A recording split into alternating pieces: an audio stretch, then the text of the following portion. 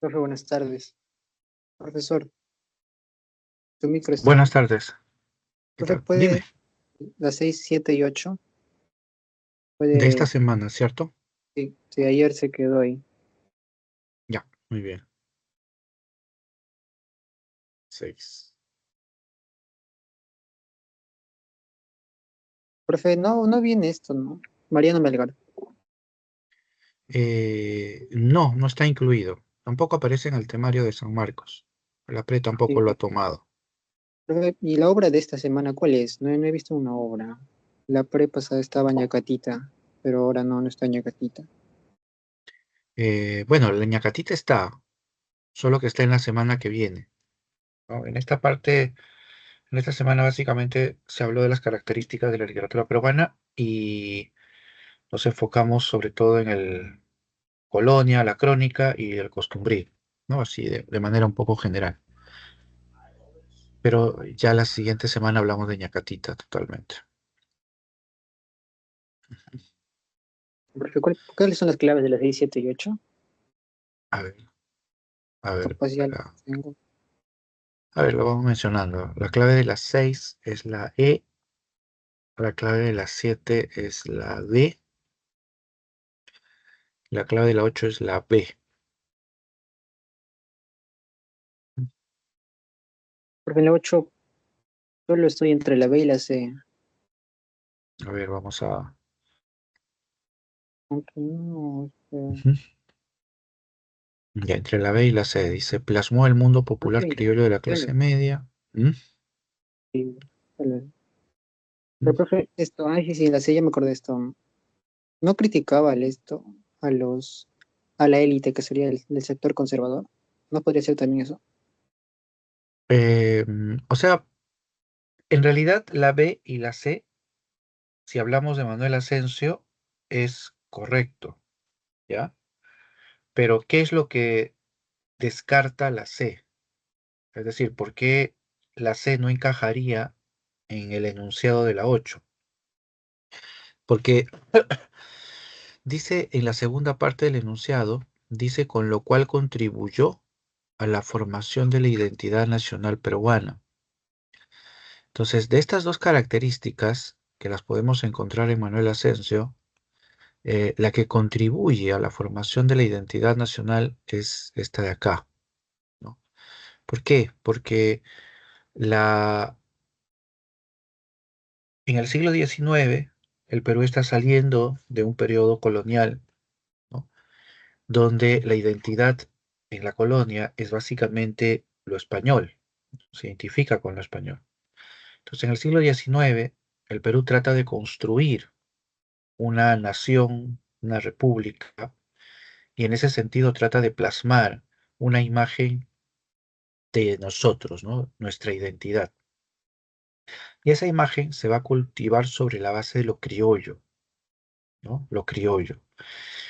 Y lo criollo popular es, digamos, la fuente principal de donde emana nuestra identidad en el siglo XIX, ya en el siglo XIX. Entonces, Manuel Asensio, como un autor que retrata ese ambiente popular criollo, se convierte pues en una de las referencias con respecto a ese mundo y uno de los autores que contribuye con la consolidación de la identidad criolla, ¿no? Entonces, es por eso que es la B, ¿no?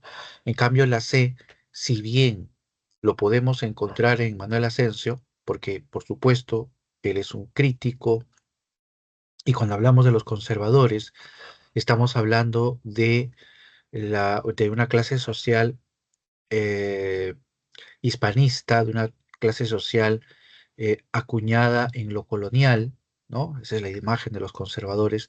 Y Manuel Asensio no, pues Manuel Asensio tiene una visión, digamos, si bien no moderna, su visión es más republicana, ¿no? Entonces, eh, su mirada contra los conservadores o contra ese mundo colonial es pues muy crítica, ¿no? Pero esa mirada no es la que contribuye directamente con la formación de la identidad, ¿no?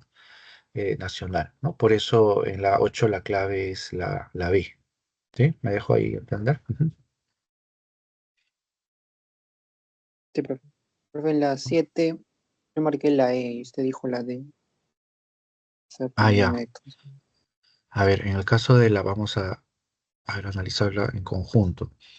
Ya, entonces es un fragmento donde aparece un viaje que es de Felipe Pardo, dice, podemos observar, y dice, es una característica del costumbrismo, ¿no? Entonces dices entre la C y la D, ¿no? La clave era la D.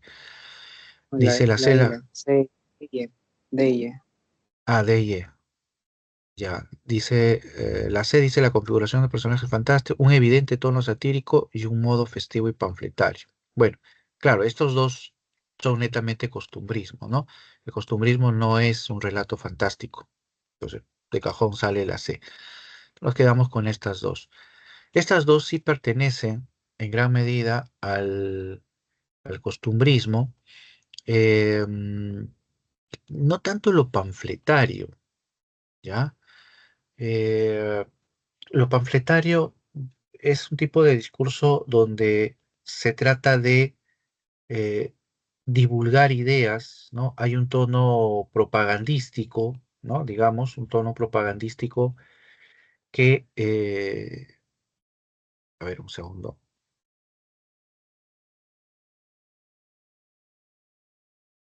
ya hay, ¿no? Sí, hay un tono propagandístico en el cual, ¿no?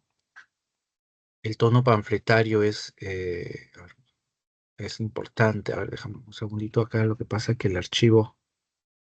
Voy a dejar de compartir un segundo, ¿ya?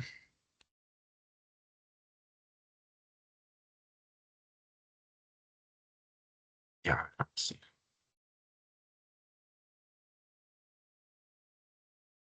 Mm, ya,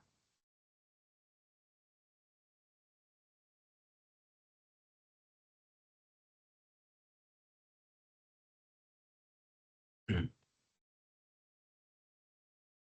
Profe, en esa si ahora sí. dijera solo un modo festivo, ¿sería respuesta? Eh, claro, si dijera modo festivo. A ver, ahora sí, ya ahora sí.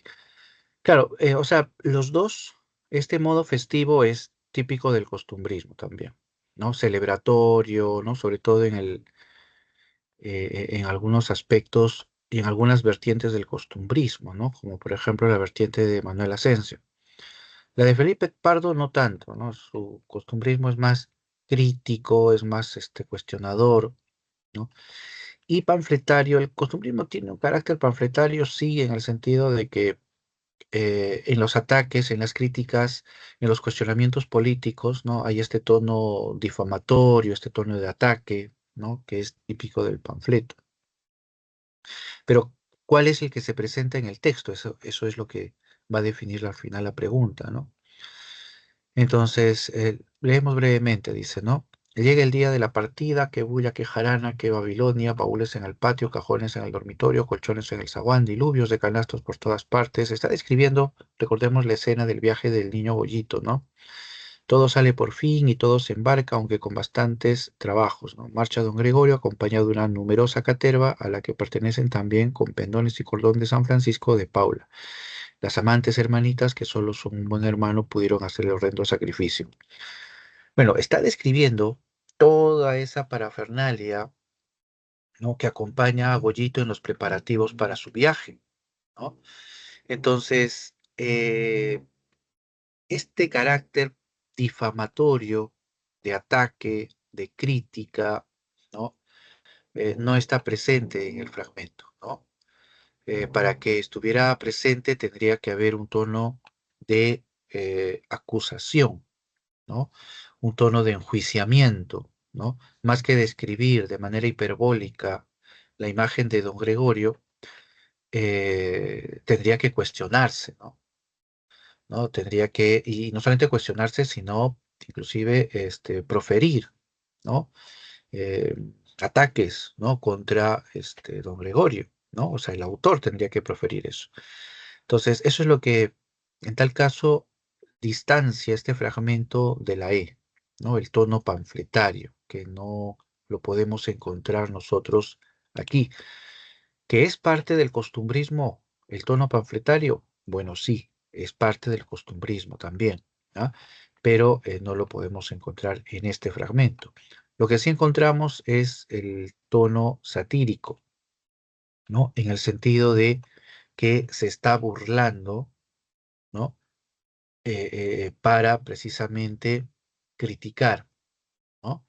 Para criticar, ¿no? Y la imagen de Goyito ahí es precisamente la imagen de la sociedad que viene de la colonia, ¿no? De la sociedad que conserva, de los conservadores, ¿no? Que conservan esos modelos coloniales, ¿no? Entonces, él, a través de las exageraciones, satiriza, ¿no? Se burla y critica, ¿no? Esas costumbres, ¿no? Eso es lo que marca en tal caso el fragmento, ¿no? Ujú, ujú. Ok, la última. Muy bien. Sí, adelanta. Yo marqué la C. Me dijo que es En la E. a las 6, ¿no? Ya, a las 6. Eh, claro, de la E y tú marcaste la D, me dices, ¿no? Dice, muestra el No, ánimo la de C. criticar a la C, exalta los orígenes españoles e indígenas y muestra el ánimo de criticar a otros cronistas. Ya. Aquí se pregunta sobre un fragmento de los comentarios. Entonces, ¿qué dice en el fragmento? Dice, los cristianos entendieron conforme a su deseo, imaginando que el indio les había entendido y respondido a propósito, como si él y ellos hubieran hablado en castellano. Y desde aquel tiempo, que fue el año 1515 o 16, llamaron Perú aquel riquísimo grande imperio, corrompiendo ambos nombres, ¿no? Corrompiendo, es decir, trastornando, ¿no? Dañando esos nombres. Pero ¿de quiénes está hablando?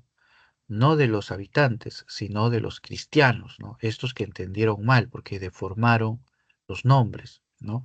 Como corrompen, ¿no? Los españoles casi todos los vocablos que toca el lenguaje de los indios, ¿no? Los españoles corrompen casi todo, dice. Entonces, hay ahí, ¿no? Una crítica, un cuestionamiento, ¿no? A, digamos, a las fuentes españolas, ¿no? Y no se está refiriendo a cualquier fuente, se está refiriendo a los que hablan precisamente sobre ese mundo. Por eso dice que corrompen los nombres y corrompen todos los vocablos, ¿no? Entonces, no son otros que los cronistas, en este caso los cronistas españoles, está hablando de los cronistas españoles. Y está hablando para criticarlos precisamente, ¿no? Para decir que ellos, como no saben el quechua, pues no lo entienden y están, por lo tanto, corrompiendo, ¿no? La lengua y con ello corrompiendo la historia, ¿no? Entonces, en ese sentido, lo que encontramos acá, ¿ah? Es el ánimo de criticar a los cronistas, ¿no? ¿Por qué no a la C, ¿no? Dice, exalta sus orígenes españoles e indígenas. En el fragmento, Garcilaso hubiera tenido que expresar ideas como eh, refiriéndose no solamente a lo español, sino también a lo indígena, ¿no? Exaltando sus orígenes, refiriendo, eh, por decir, el mundo de la madre, describiéndolo, ¿no? También el mundo del padre, pero esa temática no se observa en el fragmento, ¿no? Solamente está hablando de cómo algunos españoles no interpretan bien las palabras quechua y entonces las corrompen en su ánimo de querer traducirlas o de querer usarlas, ¿no? Y ahí es donde él interviene corrigiendo, ¿no? Porque en la segunda parte, en esta segunda parte del texto, empieza a corregir con respecto a lo que sucede con, con el nombre de la palabra Perú, ¿no? De dónde viene, cómo evoluciona, qué es lo que cambia, etcétera, ¿no? Entonces, corrige, ¿no? Critica y corrige, ¿no? Sí, ujú. Esa es la idea, ¿no? Ah, Sí, aquí, profe, me di cuenta. Gracias. ujú, muy bien. Bienvenidos también, Nicolás, Ruth. ¿Cómo están? No sé si tienen ahí alguna pregunta también. Estábamos comentando algunos de los ejercicios de esta semana. Ujú.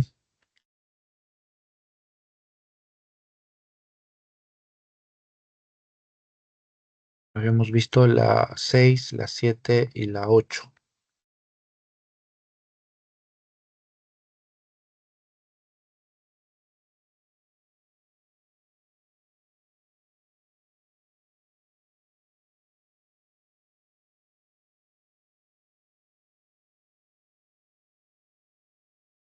Ujú.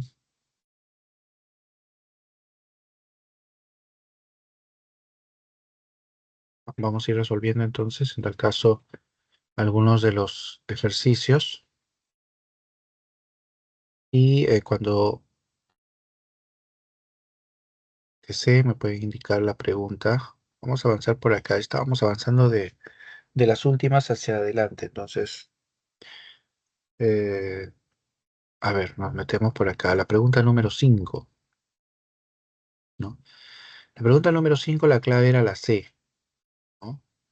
La muerte de Huáscar presumiblemente por orden de Atahualpa. Esto surge a partir del fragmento, ¿no?, que estábamos revisando.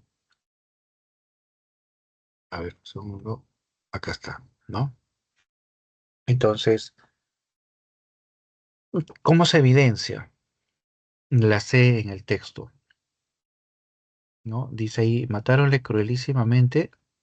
¿A quién se refiere con matáronle? Se refiere a Huáscar, ¿no? Huáscar fue muerto de manera cruel, ¿no? Haciéndole cuartos y tasajos, ¿no? Y no se sabe dónde lo echaron. Crees entre los indios que se lo comieron de rabia. Ahí sobre el destino de Huáscar, ¿no? Dice, el padre Acosta dice que lo quemaron. También toca Zárate la diligencia y presteza que de los correos hemos dicho. Y entonces la hubo mayor, porque mandó a Atahualpa que el aviso de la muerte de Huáscar se la diesen por las ahumadas o llamaradas que de noche o de día sean los chasquis con semejantes avisos para mayor presteza. Y esta fue la causa de que no se pudiera averiguar después si el llanto de Atahualpa y aquella apariencias de dolor y tristeza habían sido antes o después de la muerte de Huáscar, ¿no? Entonces todo gira en torno a la muerte de Huáscar, ¿no? Y al final, ¿no? Al final, Garcilaso eh, insinúa, ¿no? Insinúa de manera muy sutil que Huáscar está, ¿no?, detrás de la muerte de, perdón, que Atahualpa está detrás de la muerte de Huáscar, ¿no? Y entonces, eso es lo que implícitamente se está planteando, ¿no? Por eso la idea de la C, ¿no? Sobre todo en esa parte final cuando habla del llanto, ¿no? Que no se sabe si fue antes o después, lo cual indicaría o sugeriría, ¿no?, que Atahualpa pudo haberlo provocado, ¿no? Esa es la idea. Ujú. La C, entonces. La A no va porque la A habla de Almagro y definitivamente en ninguna de las líneas se menciona siquiera Almagro, pues no va. En el caso de la B, habla del apresamiento de Atahualpa en la Plaza Mayor, pero eh, es un hecho que aquí no se está describiendo, ¿no? Acá se ha concentrado solamente en la muerte de Huáscar, ¿no?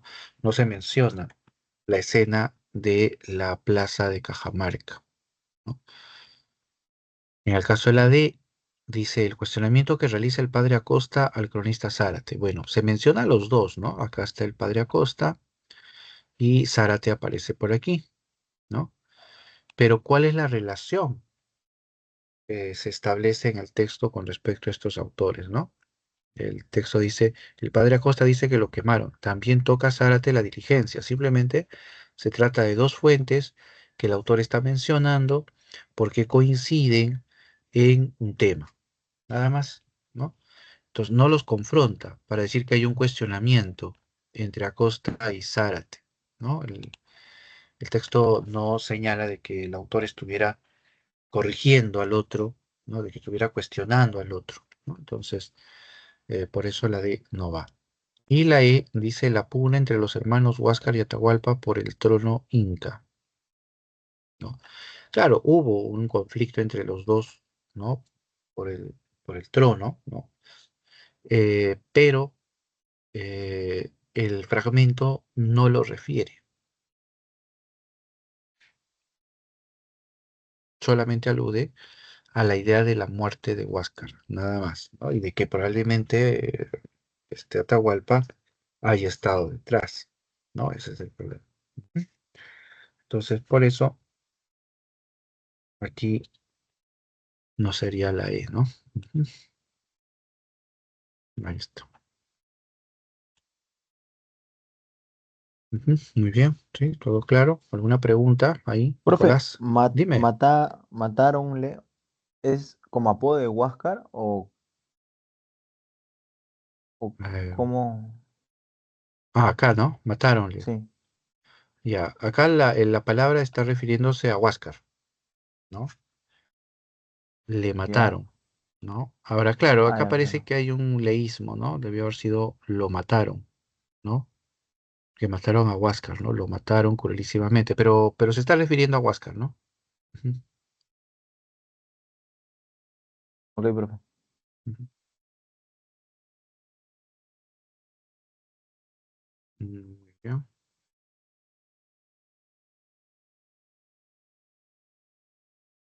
Vamos con la 4. La 4 es la C. Vamos a ver. En la 4 se nos está preguntando sobre, dice, el propósito, ¿no? De la narración, ¿m? De los comentarios reales. ¿No? ¿Cuál fue la intención del autor? Entonces se supone que en el fragmento se está develando. Ahora podríamos obtenerlo también leyendo, me parece, las alternativas, ¿no? Pero claro, para eso habría que saber previamente con claridad el propósito, habría que recordarlo, ¿no? Así que leamos mejor el fragmento. Dice, la primera parada que en este valle hicieron fue en el cerro llamado Guanacauri, al mediodía de esta ciudad.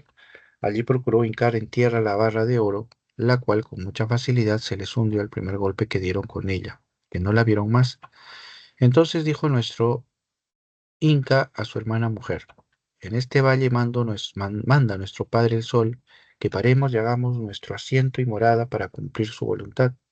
Por tanto, reina y hermana, conviene que cada uno por su parte vamos a convocar y atraer esta gente para los doctrinar y hacer, etcétera, ¿no? Entonces, está describiendo la escena típica de la fundación, ¿no?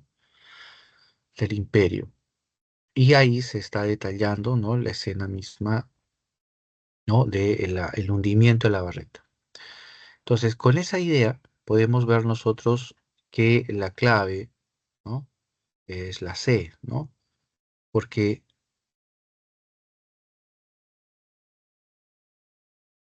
el fragmento lo que está haciendo es expresar, relatar cómo fue el origen del imperio de los incas, ¿no? Por eso esa muy citada escena, ¿no? Las demás alternativas no encajan porque ya abordan o asuntos, temas que no están presentes en el fragmento, ¿no? Como por ejemplo exponer los acontecimientos políticos, ¿no? No hay aquí un conflicto político que esté siendo descrito, ¿no? Solamente es el momento en el que se está fundando, ¿no? El imperio. B dice rectificar las versiones sobre la institución, sobre las instituciones incaicas. Nuevamente, no percibimos ese tipo de tema en el texto. La D dice describir, ¿no? Esta idea de instituciones es lo que no está. Ya. Describir la religión, poesía y música del antiguo Perú. Quizá la religión ni siquiera la describe, por ahí la alude nada más a la idea del Padre Sol, pero no lo está describiendo. Mucho menos habla de poesía y música en el fragmento, eso queda, creo, muy claro, ¿no? Y la E dice, destaca cómo el sol consolidó la expansión del imperio, ¿no? Destaca cómo el sol consolidó la expansión del imperio, ¿no? Bueno, acá la única intervención del sol es cuando se lo menciona, ¿no? Y porque dice que el sol ha mandado que se detengan en ese lugar y funden, ¿no? Funden ahí el imperio. Pero una cuestión es decir que el sol contribuyó con la fundación del imperio, que eso sí ocurre, porque contribuye con la fundación, les dice, oye, quédense acá y no hundan la barreta, pero no tiene que ver el sol con la consolidación, que es diferente. No consolidar quiere decir algo que ya se está dando, pero que se fortalece, ¿no? Se asienta en un lugar, ¿no? Entonces ahí podríamos hablar de eso, ¿no? Pero en este caso dice, perdón, no dice se funda, sino dice se consolida. Entonces, por eso, sobre todo por eso, esta no es la clave, ¿no? Ujú. Segundo.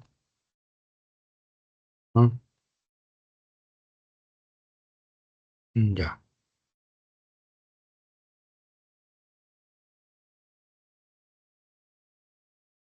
muy bien. Entonces iríamos a la 3. Si no hay ninguna pregunta, ninguna duda. Aquí la clave era la B, ¿no? Dice exhibe una calidad artística con un estilo armonioso y sereno, ¿no? Acá, en tal caso, hay que recordar algunos conceptos, ¿no? La idea de la prosa, por ejemplo, ¿no? Muchas veces nos preguntamos qué es la prosa. Bueno, la prosa se distingue del verso porque se trata de una forma de expresión donde no se emplean elementos como las figuras literarias, como no se busca la sonoridad, no se busca el ritmo, las imágenes, el color, que son más propias del lenguaje poético, digamos. En cambio, la prosa no, ¿no? La prosa siempre es eh, mucho más directa y sencilla, ¿no? Y además no se componen en una estructura, digamos, eh, fija, ¿no? Como sucede con el verso. El verso en decasílabo, por ejemplo, el tipo de verso en decasílabo, en un soneto, todos los versos son en decasílabos, ¿no? Entonces hay un sometimiento a normas muy estrictas. En cambio, en la prosa no, la prosa es más libre. Ahora, en el caso de la pregunta 3 se habla de la prosa de Garcilaso. ¿Sí? La prosa de Garcilaso es una de las más representativas, no solamente de la época colonial, sino de la lengua española en ese periodo, ¿no? Recordemos que en ese periodo la lengua se está, digamos, fortaleciendo a nivel político y cultural, y en ese sentido muchos autores contribuyen precisamente con ese fortalecimiento, ¿no? Bien, entonces volvemos a la prosa. Dice, el mejor prosista de la época. Sí, Garcilaso es considerado el mejor prosista de la época. ¿Por qué? Cuando hablamos de estilo, estamos hablando de forma de expresión, ¿no? Y aquí en el caso de Garcilaso sobresale esa expresión armónica, ¿no? Esa expresión serena, ¿no? Que emplea él para referir, ¿no? Sus ideas. Para entender ese sentido de armónico y sereno, que es el típico estilo renacentista, pues recordemos tan solo el barroco, ¿no? El barroco se distingue por un empleo, ¿no? De diversas figuras. El barroco tiene un carácter muy recargado, retorcido, ¿no? Tumultuoso, ¿no? Contrario a lo armónico y sereno, ¿no? Melodioso, rítmico de la prosa renacentista, que es ahí donde encaja Garcilaso, ¿no? Entonces, por eso la clave de la perdón, de la 3 es la B, ¿no? ¿Por qué no las otras? Bueno, porque las otras, uno la A habla de un tema, no habla del estilo. La C dice, vamos a marcarlo ahí, ¿no? La C habla de el tipo barroco, ¿no? Emplea expresiones de tipo barroco. Esto no puede ser, ¿por qué? Porque Garcilaso es muy anterior, bueno, no muy, es anterior al barroco, ¿no? Garcilaso se ubica más en el Renacimiento, ¿no? Y D dice, acentúa el factor histórico a través de diversas lenguas. ¿Ya? Aquí tal vez puede generar una duda. Para empezar, cuando hablamos de diversas lenguas, estamos hablando no solamente del quechua y el castellano, o sea, estaríamos refiriéndonos a más. Y segundo, el enunciado se refiere a que el autor emplea, ¿no? Esas lenguas diversas, como dice el enunciado, ¿no? Pero eso es falso, ¿no? Garcilaso escribe de principio a fin su obra en castellano, que emplee por ahí algunos términos quechos como para traducirlos, explicarlos, no convierte a este texto en eh, a un texto, digamos, donde se expresen diversas lenguas, ¿no? Y la E dice, predomina palmariamente lo literario, el contenido histórico. Estos dos elementos están presentes los comentarios de Garcilaso, ¿ya? Pero eh, lo literario no predomina sobre lo histórico. Eso en el caso de Garcilaso, ¿no? Pero cuando Garcilaso escribe su crónica, él está pensando en la historia, no está pensando en la literatura, ¿no?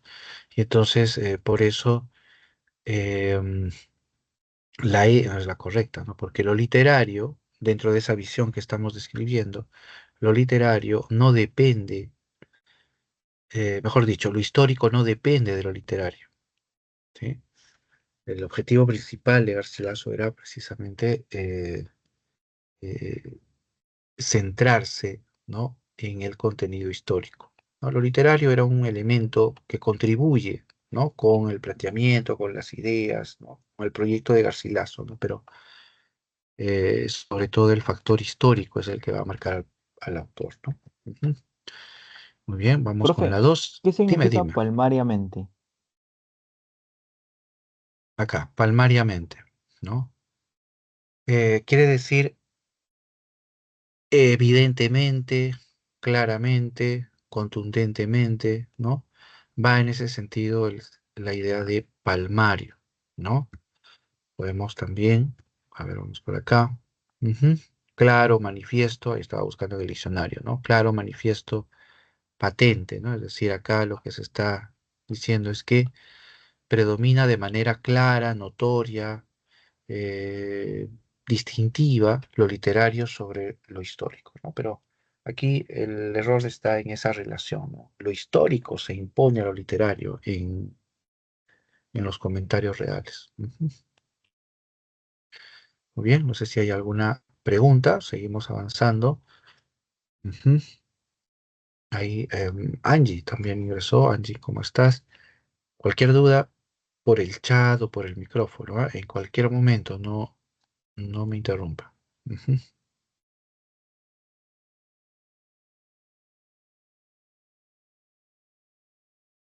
Muy bien, vamos con la 2, entonces.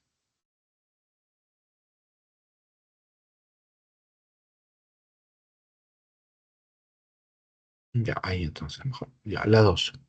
Acá nos preguntan por las características de las crónicas, ¿no? Las características de las crónicas coloniales. Recordarán, ¿no? Carácter objetivo, pretensiones de objetividad, predomina lo subjetivo, el apasionamiento, ¿no? La inclusión de una nueva realidad, ¿no? ¿Qué es lo que va a marcar? Son testimonios, son relatos, ¿no?, que tratan de captar la historia, ¿no? Esa es la idea de las crónicas. Pero, ¿qué es lo que se está describiendo en el fragmento, ¿no? Porque se supone que la pregunta 2 se define a partir del fragmento. Entonces dice, ¿no? Uno de los orejones afirma que Huayna Cápac desde el Quito volvió al Cusco por los llanos hasta Pachacama, y otros que no, pues quedó en el Quito hasta que murió. Le vieron de muchas partes embajadores a congratularse con él en nombre de sus tierras, que teniendo y habiendo tomado seguro y por muy pacífico modo a las provincias de serranía, pensó que sería bien hacer jornada a las provincias de Puerto Viejo y a lo que llamamos Guayaquil, y a los yuncas, y tomando su consejo con sus capitanes y principales, aprobaron su pensamiento y aconsejaron que lo pusiera en obra, ¿no? Muy bien, entonces veamos, ¿no?, las alternativas. Acá la clave es la B, dice, ¿no? Obtiene información a partir de testigos. Aquí está un poquito escondida la idea, porque para definir la idea de testigos no basta simplemente con que él esté hablando, sino que tiene que hablar o tiene que referir a personas que aportan, ¿no?, con su conocimiento, aportan a la construcción de los hechos, ¿no? Por eso hablamos de testigos. Y aquí está, ¿no? Uno de los orejones afirma, dice, ¿no? En esa entrada, en gran medida, ya se nos está diciendo que lo que está escribiendo ha sido tomado de los testimonios, ¿no? De los testimonios. Ujú. Muy bien. ¿Por qué no la A? Dice, sigue las opiniones de otros cronistas españoles. Eh, Bueno, este es un rasgo que ni siquiera pertenece a Garcilaso, ¿no? Porque Garcilaso, si bien, ¿no?, hay autores que él toma como modelo, su mirada es bastante cuestionadora, ¿no? La de Garcilaso. La C no, porque dice presenta una visión personal en este fragmento, ¿no? La visión personal está muy presente en los comentarios reales, eso es cierto, ¿no? Eso es cierto. Pero en este fragmento no es así, ¿no? Eh, no hay este hablar en primera persona, hablar de su recuerdo, de su experiencia, que sí, Garcilaso tiene algunos pasajes en los comentarios reales donde habla desde su propia experiencia, ¿no? Inclusive desde su propia niñez, ¿no? Por decirlo así. Entonces, ya ahí se sigue las opiniones de otros cronistas, ¿no? Eh, parte de una visión personal, ujú, esa no, ya lo vimos. Expresa de modo apasionado lo descrito, que tiene que ver con lo anterior, ¿no? Lo apasionado tiene que ver con el tono personal, ¿no? Con el que se podría expresar. Y la E dice, expone los hechos a partir de causas y efectos. Eso definitivamente no encaja, ¿no? Causa-efecto sería hablar sobre algunas situaciones que provocaron otras, ¿no? Sería esa la estrategia, pero eso no es lo que encontramos ahí, ¿no? Encontramos solamente se nos está contando, ¿ah? Estamos recogiendo un testimonio sobre un determinado hecho, nada más. Entonces, no hay esta relación de causa y efecto. Ujú. Muy bien, esa es la idea. No sé si tendrán por ahí alguna pregunta, alguna duda. Vamos, si no, a la pregunta número 1.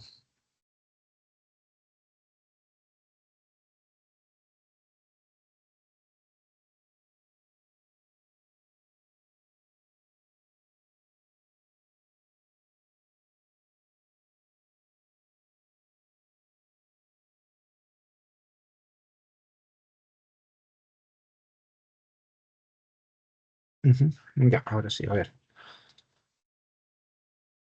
A ver. ¿No?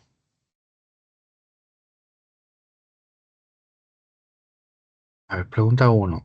Sobre las características de la literatura peruana, ¿no? Eh, cuando iniciamos la semana, ¿no?, e ingresamos a la literatura peruana, iniciamos describiendo cuáles son esos rasgos que distinguen o diferencian nuestra literatura.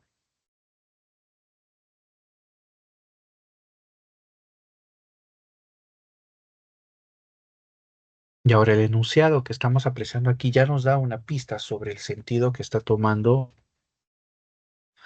la pregunta, ¿no? Cuando dice, la literatura peruana contiene obras escritas y orales. Es decir, introduce la producción en lengua castellana, ¿no?, en lengua castellana como en lenguas nativas, ¿no? Ojo, ni siquiera dice castellano quechua, sino dice lenguas nativas, porque hay, imagínense, ¿no?, casi medio centenar de lenguas. Y si consideramos que cada una de ellas tiene sus relatos, tiene sus cuentos, sus oraciones, ¿no? Estamos hablando pues de una enorme variedad de expresiones o de tradiciones literarias, ¿no? Inclusive. Entonces, ¿qué es lo que encaja acá? En la A dice tradicional y costumbrista. Bueno, podría debatirse si pertenece o no como rasgos a nuestra literatura, pero no está aquí evidente porque aquí se está hablando de la diversidad, ¿no? El castellano, todas las lenguas nativas, lo escrito, lo oral. Entonces, no va ni con lo tradicional o costumbrista, ¿no? Heterogéneo y pluricultural, correcto, ¿no? Esta es la clave porque lo heterogéneo se refiere a ese cruce entre la escritura y la oralidad y la pluriculturalidad se refiere a a la multitud de culturas que coexisten, por ejemplo, en nuestro territorio, ¿no? Entonces, a eso se refiere el texto, ¿no? Cuando habla de lengua castellana y lengua nativas, está tomando una perspectiva pluricultural. Y cuando habla de lo escrito y lo oral, está hablando de la heterogeneidad, ¿no?, que es un concepto que describe cómo se enfrentan o chocan o se absorben estas dos dimensiones, ¿no? Lo escrito y lo oral, ¿no? Entonces, por eso la clave es la B. Sí, ya vimos por qué esta no es la clave. Luego la C dice, ¿no? Oral y moderno. Se supone que la segunda parte se está refiriendo a la anterior, ¿ya? Entonces, si decimos oral, deducimos que están hablando de acá, pero estaría excluyéndose entonces lo escrito, que tampoco es el espíritu del concepto de la heterogeneidad, ¿no? Así que no va, ¿no? Luego, ¿no? Dice acá la D, sincrética y preciosista. ¿Podría entrar sincrética? Sí, ¿no? Porque el sincretismo tiene que ver con la fusión, ¿no? Con la unión, ¿no? De esos elementos. Pero em, acá, en ese fragmento, no se habla de esa síntesis, ¿no? No se refiere esa combinación, esa aceptación, ¿no? De mundos diferentes. Entonces, tampoco encaja que a lo sincrético. Ya lo preciosista, ya ni qué decir, ¿no? Esa suerte de puristas en la forma, ¿no? A ver, vamos a marcarlo bien. Ahí está. Ujú. Ahí está. Muy bien. Y la última, quechua y didáctica. Bueno, también cabría, así como en el comentario de la D, también cabría acá excluir quechua, ¿verdad? Porque si no estaríamos redundando, ¿no? Porque ya estamos hablando del ámbito de las lenguas castellanas, entre ellas el quechua, ¿no? Entonces, como no se aporta más en la idea, no podemos nosotros determinar que sea el quechua el que tenga que repetirse ahí, pero lo que descarta absolutamente todo es el segundo término en realidad, que es lo didáctico, ¿no? Lo didáctico, es decir, una obra que está eh, compuesta para enseñar, ¿no? Para adoctrinar en tal caso. Esa no es parte de las estrategias de la literatura peruana en general, porque a eso se refiere la pregunta número uno, ¿no? La literatura peruana en general. Entonces, esta no tiene un carácter didáctico, ¿ya? La literatura no tiene un carácter didáctico. Entonces, eso provoca que se invalide también la E, ¿no? Ujú. Muy bien. A ver, ahí me escribe. Muchas gracias. Dice, don María profesor, ¿podría explicar por qué la 3 es la B y no podría ser la A? Perfecto, muy bien. También pueden ser preguntas de otra semana, no se preocupe, ¿ah? Ya, la 3, ¿por qué no podría ser la A? ¿No? Eso es lo que entiendo, a ver. Ujú. Ya. Entonces, la A, ¿por qué no? Dice, destaca el mestizaje racial y cultural derivado de la conquista. ¿Ya? Dice, acá está hablando de la prosa, ¿no? Nos está pidiendo identificar una característica de la prosa de Garcilaso. Y la prosa tiene que ver con la forma, ¿no? Tiene que ver con el modo de la expresión, ¿no? Esa es la forma. La historia que se cuenta o las ideas que se expresan ya vendrían a ser parte del contenido, ¿no? El concepto es parte del contenido. Entonces, eh, no encaja mestizaje racial porque la pregunta es sobre un aspecto formal, ¿no? La prosa, ¿no? Si no fuera así, si la pregunta fuera muy abierta y dijera, ¿cuál es la característica o una característica de los comentarios reales? Bueno, ahí sí podríamos mencionar la A, ¿no? Porque es parte del contenido, ¿no? Pero en este caso no, porque se está enfocando la pregunta solo en la forma, ¿no? Solo en la forma. Ujú. Muy bien. No sé si tiene alguna otra pregunta, alguna duda. Ya vimos también la pregunta número uno, ¿no?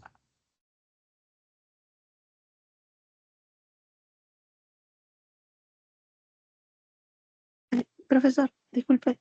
Sí. En, Ujú. en clase, mi profesor habló acerca de las características de la crónica y mencionó acerca de incorporar aspectos de la nueva realidad. Y, Ujú.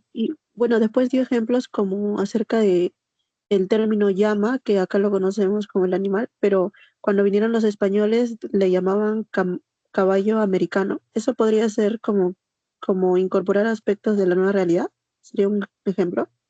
Precisamente, es claro, sí, porque la idea de incorporar esos elementos de este nuevo mundo, ¿no? Para los españoles, nuevo mundo, tiene que ver con cómo nombrarlos, ¿no?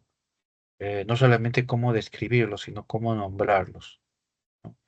Porque la crónica y los documentos que ellos escriben están dirigidos a lectores europeos, lectores que no saben, no han pisado nunca, no han visto nada.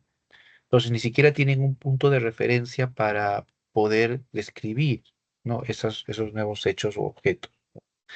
Entonces el ejemplo que tú pones es ese, ¿no? ¿Cómo lo incluye? Pues lo compara con el caballo, ¿no? Y así ingresa esa nueva forma, ese nuevo, eh, esa nueva especie, ¿no? Ese nuevo animal dentro del conocimiento de la cultura occidental, ¿no?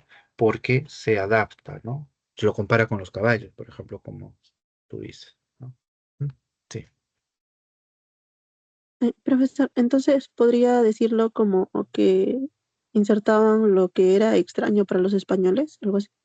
claro, ¿no? Que era lo extraño, ¿no? Las costumbres, ¿no? Hablaban de la huaca, hablaban del Inti, hablaban de eh, los dioses, el Yapu, es decir, una serie de términos que los españoles en su vida habían escuchado y que eran pues introducidos dentro de ese mundo, ¿no? El mundo de español, eran introducidos esos términos, ¿no? Y ese era el objetivo, además de las crónicas, ¿no? Como dije hace un momento, su objetivo era presentar este nuevo mundo, entre comillas, a el mundo europeo, ¿no? Al lector europeo. Ujú, ujú. Muy bien, Ujú. Ok, muchas gracias, profesor. muy bien, gracias. Ujú.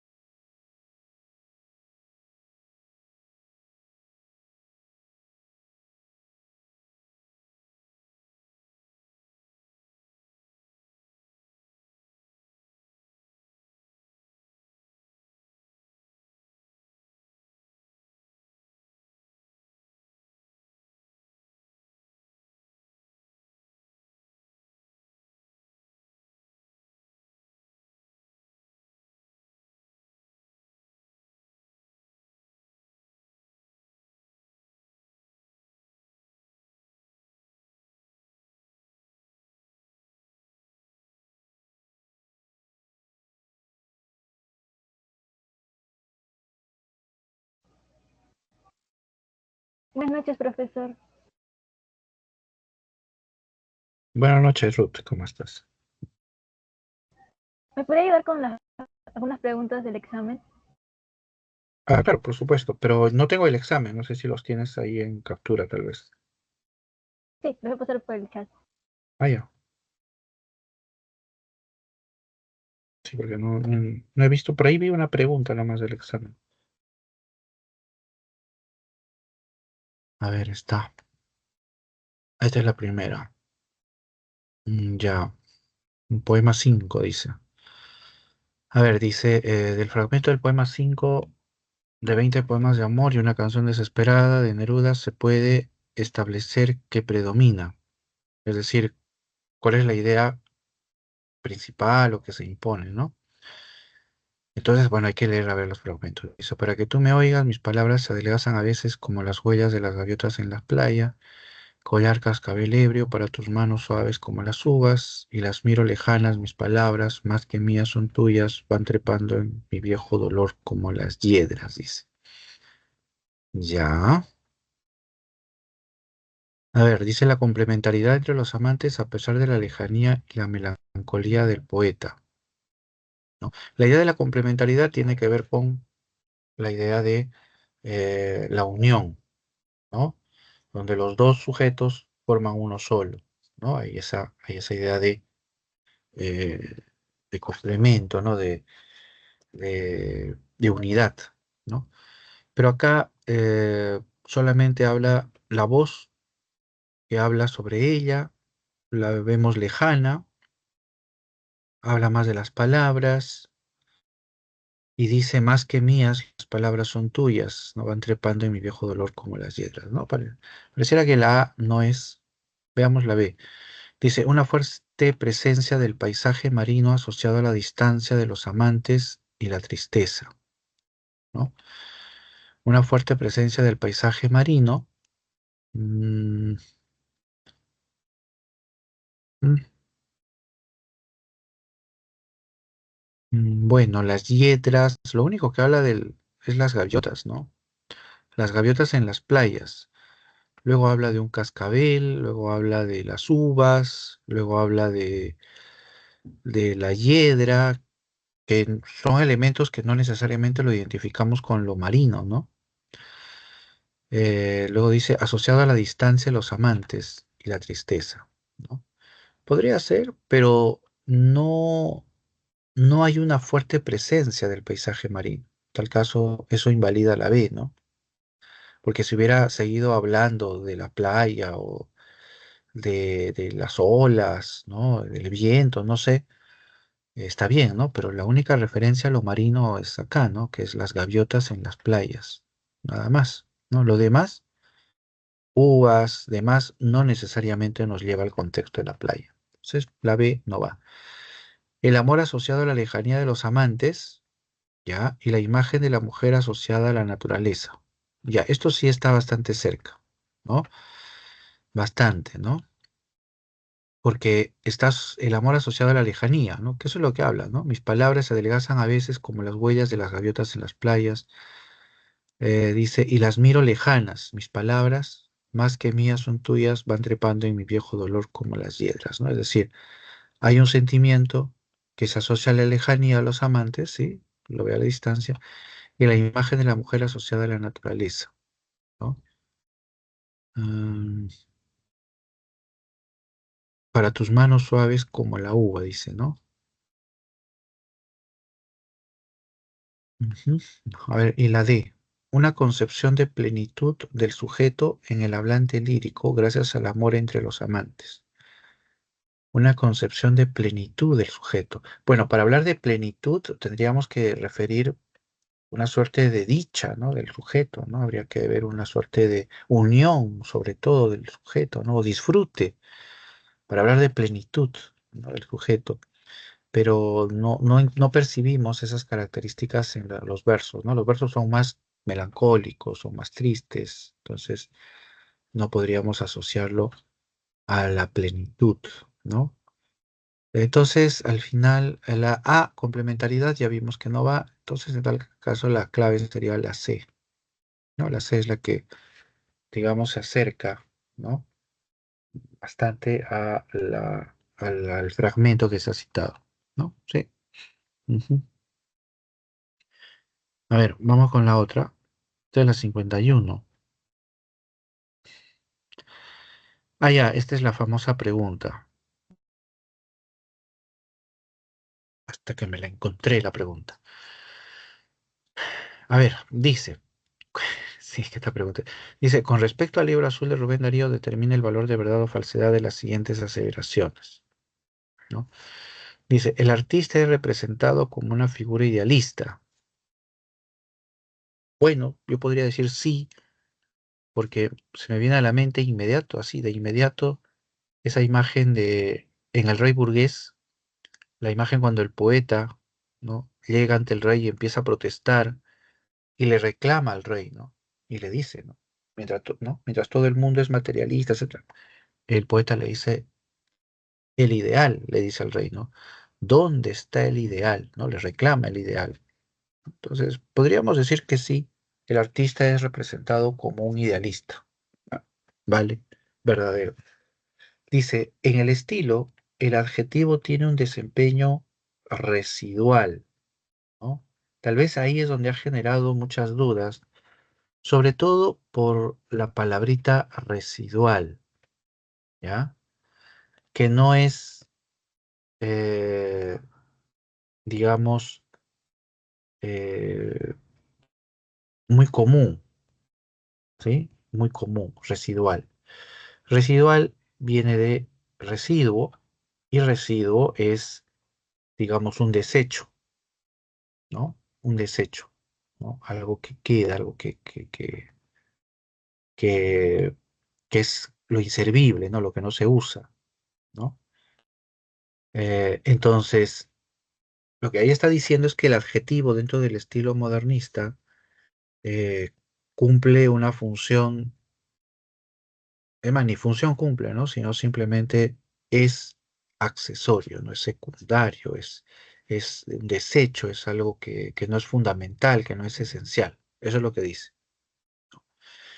Y eso es falso, eso es absolutamente falso, ¿no? El estilo modernista se sostiene sobre la base de el ritmo, la melodía, los colores y las imágenes, ¿no? Y para lograr esa, digamos, ese colorido, esas imágenes, ese exotismo, es muy importante el adjetivo para la prosa modernista, ¿no? En el adjetivo está el color, no podríamos hablar de cromatismo, ¿no? El color, ahí está, ¿no? Eh, de igual manera también, ¿no? Para retratar las imágenes, ¿no? El adjetivo es fundamental, ¿no? Entonces, ahí la clave es la clave, perdón, es verdadera, ¿no? Es verdadera, desempeño residual, ¿no? Entonces, hasta ahí tenemos verdadero, verdadero, ¿no? Los verdaderos estamos con la B, parece, ¿no? Eh, ¿No? Y ya. Y luego dice la 3 acá, en los poemas hay una gran variedad temática. Eh, aquí, bueno, hay dos maneras de interpretar esa frase. Una, digamos, en un sentido amplio, que es posible. eh, Tema, no está diciendo que haya una gran variedad de temas modernistas, por ejemplo, o que haya una gran variedad de temas centrales o importantes, ¿no? Sino simplemente dice variedad temática. Bueno, y por lógica, sí, pues, ¿no? O sea, un texto tiene una variedad temática. Además, es, ¿cómo decirlo? Em, es obvio, pues, ¿no? O sea, cualquier texto presenta una variedad temática, ¿no? Y en el caso de los poemas, bueno, sí también, ¿no? Porque nos presenta no solamente la naturaleza, el amor, nos habla de la poesía, nos habla de los poetas, una variedad temática. Entonces, es verdadero, ¿no? Eh, la otra forma es entenderlo refiriéndose a las influencias, ¿no? Que tendrían que ser con respecto a la presencia de el tema de la naturaleza, ¿no? Que es lo más importante ahí. Pero nos quedamos con la primera idea, ¿no? Entonces, en ese sentido sería verdadero, ¿no? Además, viendo las claves, no cabe otra, ¿no? No, sería verdadero o falso, ¿no? Verdadero o falso. Ahí me estaba equivocando, perdón, por ver ahí lo que habían escrito. Verdadero o falso. En las dos primeras, entonces, eso nos ubica en la A o en la C. ¿Ah? Porque la 2 es verdadera. Perdón, la 2 es falsa. El adjetivo no es residual. Entonces, falso, falso. La A y la C. Y aquí es donde surge el problema, ¿no? Porque la 3, todo texto es de gran variedad temática, así que sería verdadero. Y eso nos lleva a la A. Y la 4 dice los poemas todavía tienen influencia romántica. Bueno, ese es uno de los rasgos que se estudia, ¿no? Y sería cierto. Entonces, eh, sí, en el caso del libro, ¿sí? En el caso del libro, los cuentos, ¿no? Los cuentos son los que desarrollan sobre todo la temática modernista, son los que abren esta. Pero los cuentos, los poemas, no, los poemas desarrollan temas románticos, ¿no? Entonces, la 4 es verdadera. Entonces, eso nos lleva al final a concluir que la clave es la A, ¿ya? La clave es la A. Pero aquí viene un problema, ¿no? Eh, Porque ¿cómo se interpreta la alternativa 3? Cuando dicen los poemas hay una gran variedad temática. Lo que pasa es que como la influencia romántica es la predominante, desde ese punto de vista, es decir, si hablamos de los temas románticos, ¿no? Este, no hay una gran variedad, pues, ¿no? O sea, se habla de la naturaleza, del año, o sea, no hay una enorme variedad de temas románticos, ¿ya? Pero el enunciado 3 no dice eso. Para definir, yo creo que la pregunta se está refiriendo a la C, ¿ya? Porque la 3 dice en los poemas hay una gran variedad temática, yo creo que se está refiriendo al hecho de que en realidad en los poemas se enfoca sobre todo en los temas románticos, ¿no? En la naturaleza sobre todo, que es el tema predilecto, ¿no?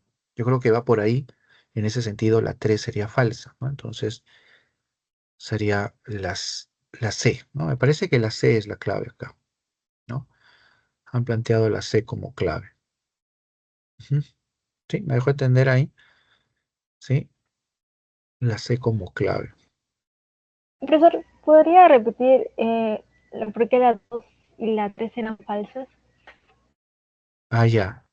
Lo repito brevemente, ¿no? El primero es verdadero porque el personaje se presenta como idealista, ¿no? Y por eso decía, recuerdo ahí al poeta, ¿no? Que le pide al rey los ideales, recuperarlos, ¿no? En la 2, el adjetivo, dice el enunciado, tiene un desempeño residual. Lo que estaría diciendo ahí es que el adjetivo no tiene importancia en la prosa modernista, ¿no? Que el adjetivo es un estorbo, pero eso no es cierto, ¿no? En realidad el adjetivo es un elemento muy importante en la prosa modernista, ¿no? Es el adjetivo el que le da riqueza, el que le da colorido, ¿no? Este, es el que nos permite esas grandes figuras del modernismo, ¿no? Pero entonces la 2 sería falsa. La 3 dice, en los poemas hay una gran variedad temática. Mm, yo creo ahí que se está refiriendo, ¿ya? Al hecho de que en los poemas, a ver, voy a ir al libro, ya, acá está en el libro. Mm, acá está. Ujú. Ya, acá dice, miren en el libro dice clarísimo. Ya está bien.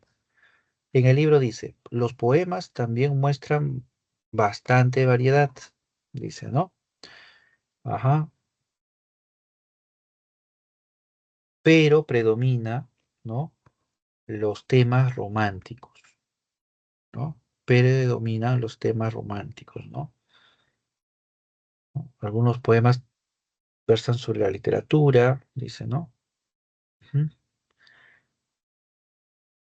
Ya, entonces la 3 es verdadera.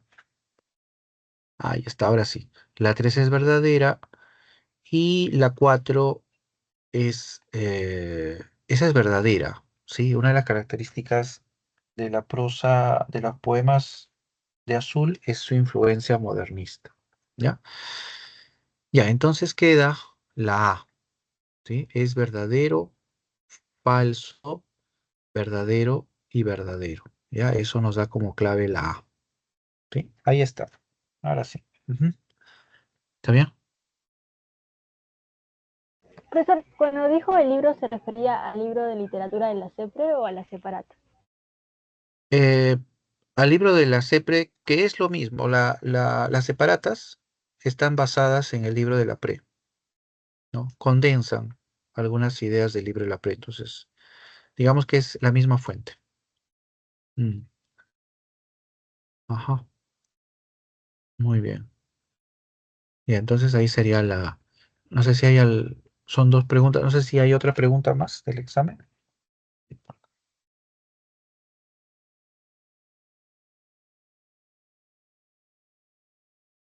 Carlos, ¿qué tal? ¿Cómo estás? Si tienes alguna pregunta, este es el momento. Eh,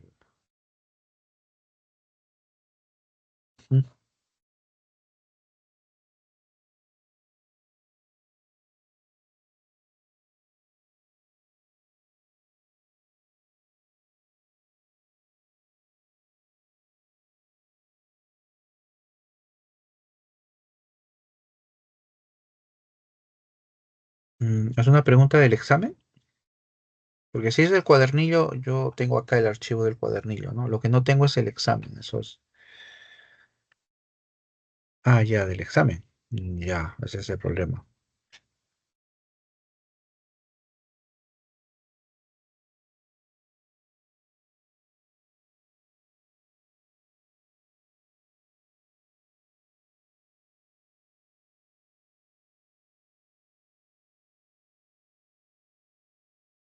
A ver, voy a intentar buscar, tal vez lo tengo acá, no creo, pero no me han enviado el examen.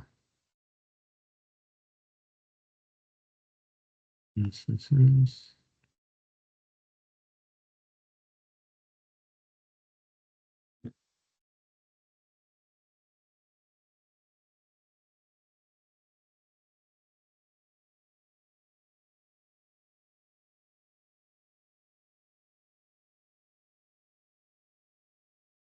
No,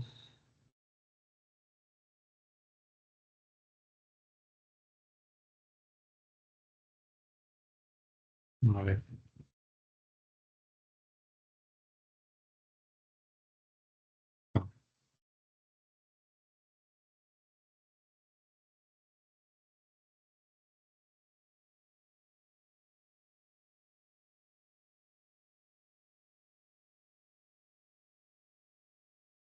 No. Solo me aparece el primer examen.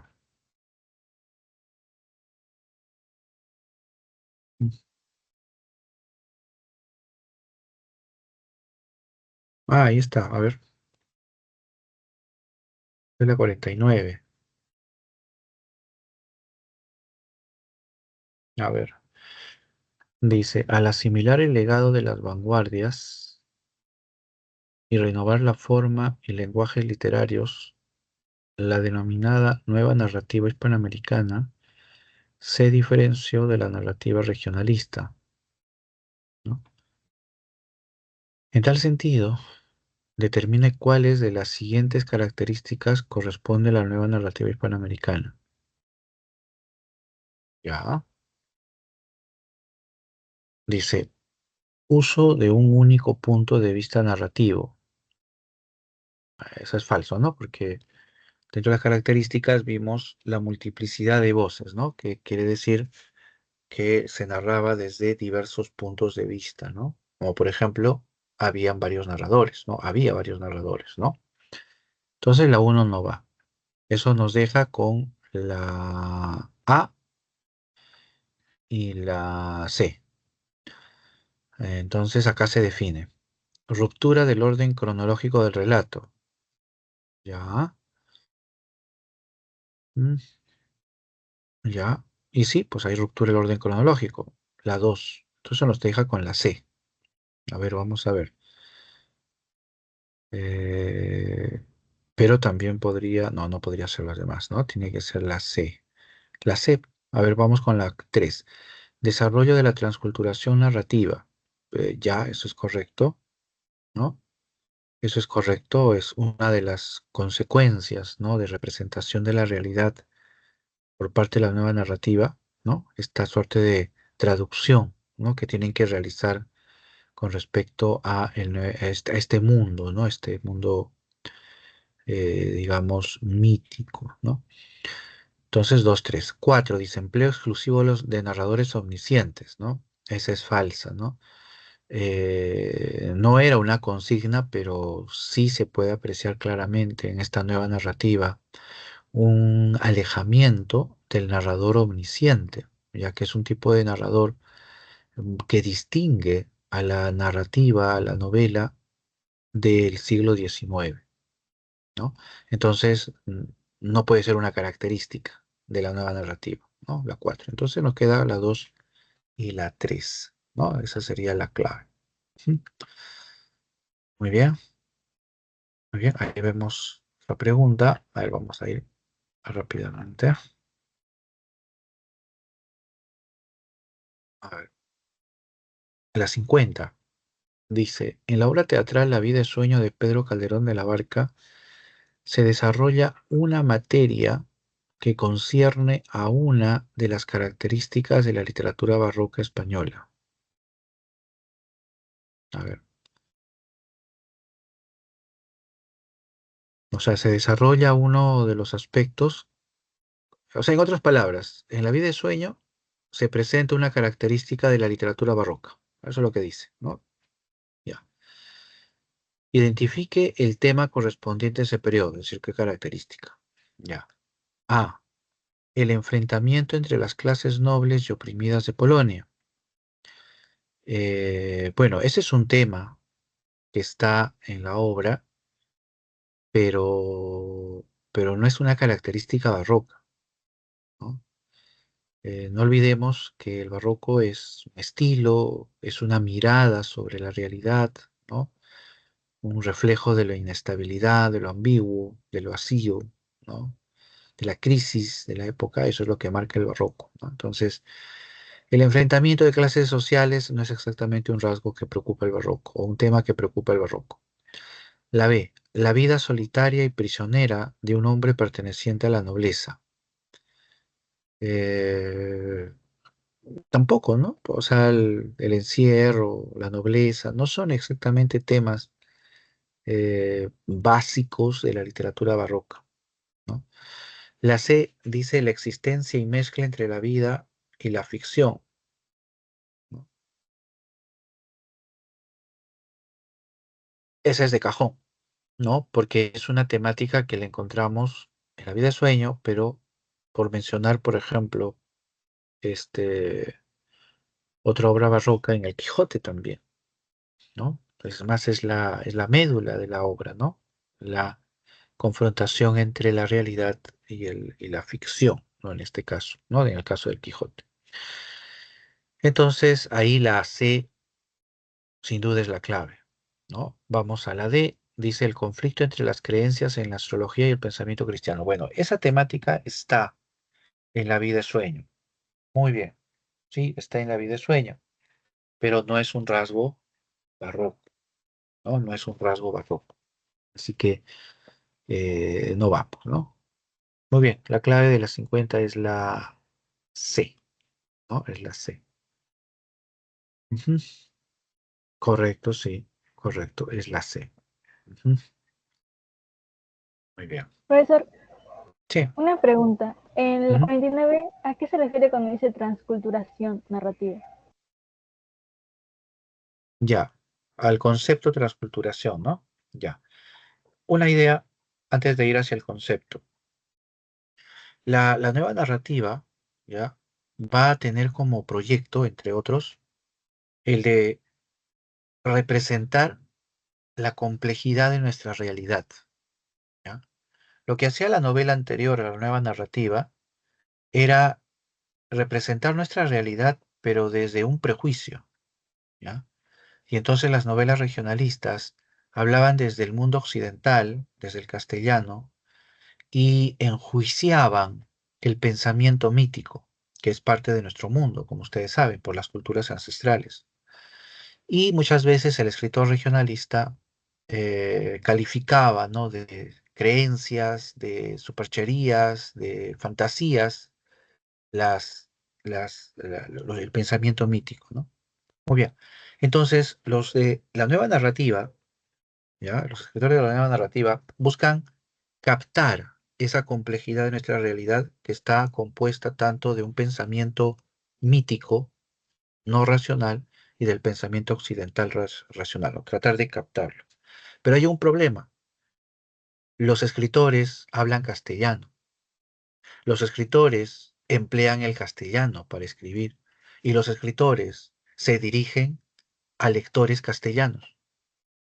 Entonces, surge ahí un problema para ellos. Es el de cómo representar un mundo no castellano, un mundo no occidental, un mundo donde las coordenadas, los parámetros, las categorías son absolutamente diferentes a nuestro pensamiento racionalista. Entonces ahí es donde nace el esfuerzo del escritor hispanoamericano por tratar de representar ese pensamiento no occidental a través del castellano, ¿ya? Para entender la transculturación, tal vez es necesario tener en cuenta la idea de traducción, ¿no? Traducción, que ustedes sin duda o conocen algún otro idioma, la habrán estudiado sin duda. Entonces, saben que al momento de traducir se trata de expresar no solamente un significado, sino muchas veces se trata de capturar, ¿no?, el entorno de esa palabra extranjera para poderla expresar con el sentido preciso, ¿no? Entonces, hay un esfuerzo de quien traduce por tratar de decir en castellano lo que se dice en inglés, por ejemplo, o lo que se piensa en inglés, ¿no? Entonces, el escritor hispanoamericano va en ese sentido, ¿no? Cómo expresar a través de la escritura, a través de las palabras, a través de la lógica, un mundo oral, un mundo no castellano, un mundo de pensamiento mítico, contrario a la razón, un pensamiento mágico, ¿cómo representarlo?, ¿no? Entonces los escritores realizan un enorme esfuerzo para recrear esas formas. Y el producto de ese esfuerzo es lo que llamamos transculturación. Transculturación es una palabra que tiene como prefijo la forma trans, que indica siempre cambio, como en traslado, ¿no? Transformación, ¿no?, cambiar de forma, ¿no?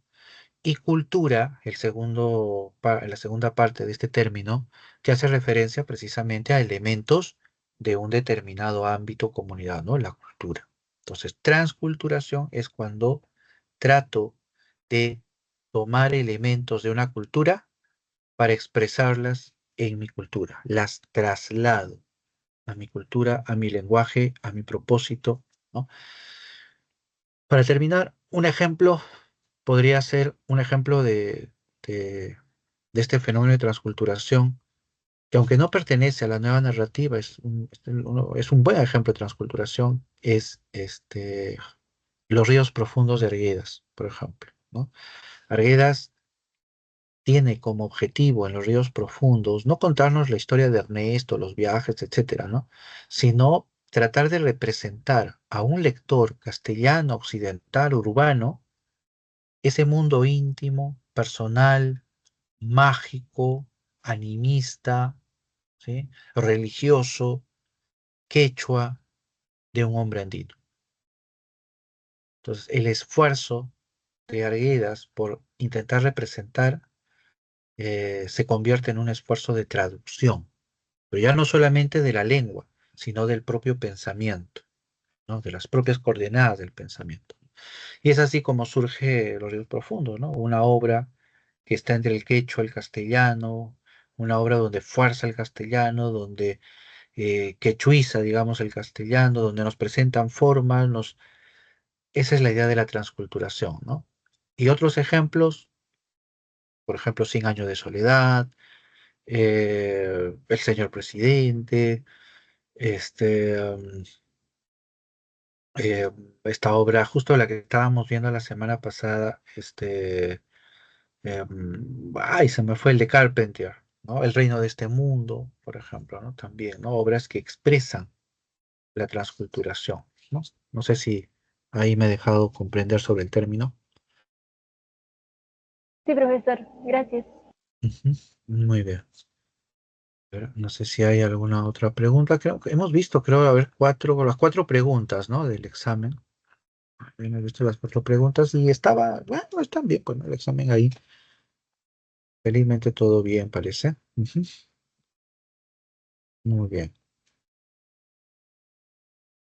Mm, muy bien. Ahí veo a Alesia. Alesia, ¿qué tal? ¿Cómo estás? No sé si hay alguna pregunta, alguna duda. Eh, a ver, ahí veo una sorpresa. Ah, ya, muy bien, Carlos, gracias. Ujú.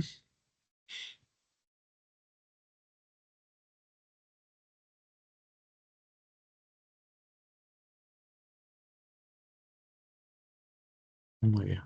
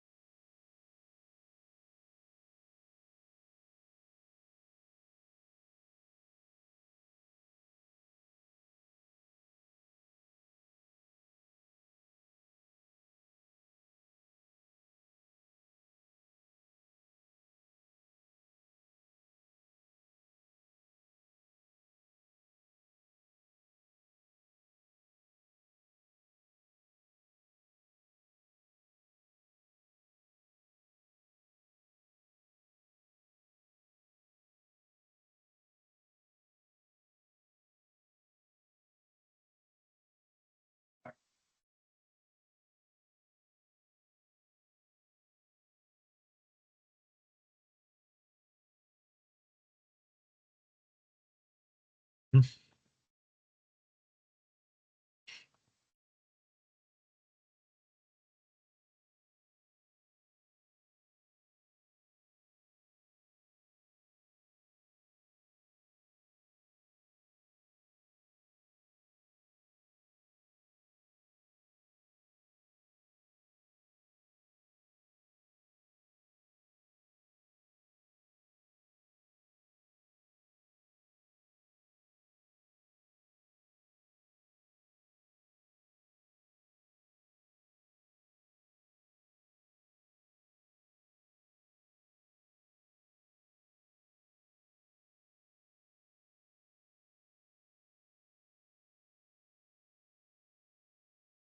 ujú.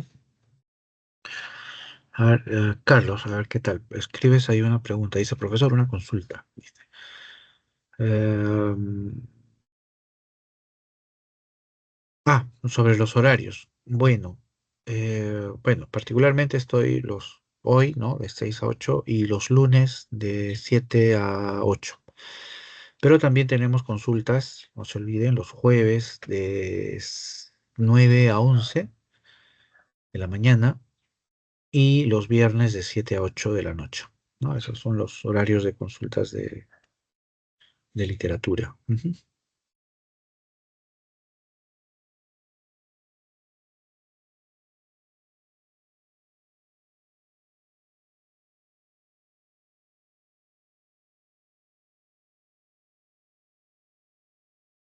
A ver, Valencia, ¿no? Profesor, buenas noches. ¿Podría explicarnos cómo surge el costumbrismo? Ya. Eh, bueno, ahí hay que marcar dos etapas. Vamos a describirlas así, ¿ya? Una es la etapa europea, digamos, ¿ya? Porque el costumbrismo viene de Europa, principalmente en el caso nuestro de España, ¿no? Aunque también eh, tenemos antecedentes franceses, me parece. El costumbrismo tiene como antecedente principal el neoclásico, ¿no? Muchas de las formas, inclusive, que se desarrollan en nuestro costumbrismo, están marcados por el modelo neoclásico, ¿no? El carácter crítico, el carácter didáctico, ¿no? El tono realista, ¿no? Que forman parte también de la literatura neoclásica. El costumbrismo se desarrolla en la primera mitad del siglo XIX, en el caso nuestro en España, ¿no? Y cobra gran relevancia en España porque España en el siglo XIX está atravesando una profunda crisis, ¿no? Que viene arrastrando siglos, desde siglos antes. Y entonces los artistas, los intelectuales, los escritores, ¿no? Reflexionan, abordan, tratan el tema de la crisis española, ¿no? ¿Cuál es el problema? ¿Cuál podría ser la solución? ¿Cuáles son las vías? ¿No? Y básicamente, para no alargar mucho la historia ahí, el costumbrismo resulta siendo una respuesta, ¿no? Una respuesta a ese mundo español. ¿Por qué?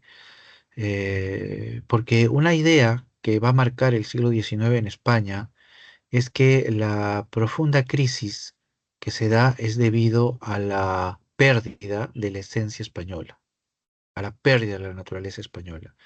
Por eso es que la literatura española del XIX, como por ejemplo el romanticismo, va a inclinarse hacia lo popular, ¿no? Va a inclinarse a observar esa vida sencilla, esa vida cotidiana, a recrear esos espacios, ¿no? De la tradición popular, de las leyendas, ¿no? Etcétera, ¿no? Y entonces el costumbrismo juega un rol muy importante, ¿no? La naturaleza del costumbrismo es precisamente la de rescatar, ¿no? Digamos, las tradiciones, las costumbres, ¿no? La de retratar, ¿no? Esas imágenes de la sociedad, ¿no?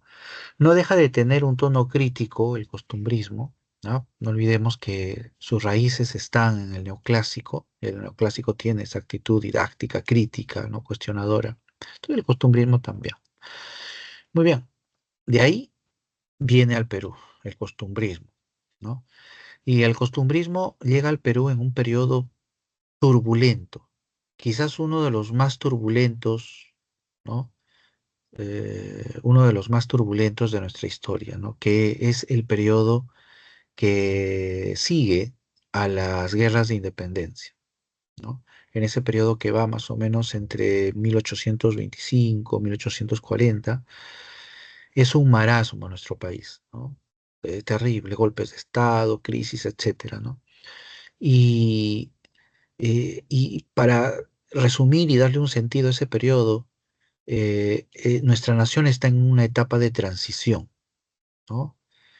Todo ese marasmo al final se puede resumir en la intención de las clases criollas de construir una nación, de dejar atrás la etapa colonial y construir, ¿no? Una nación, ¿no? Claro que la disputa ahí nace precisamente de qué nación quieren, ¿no?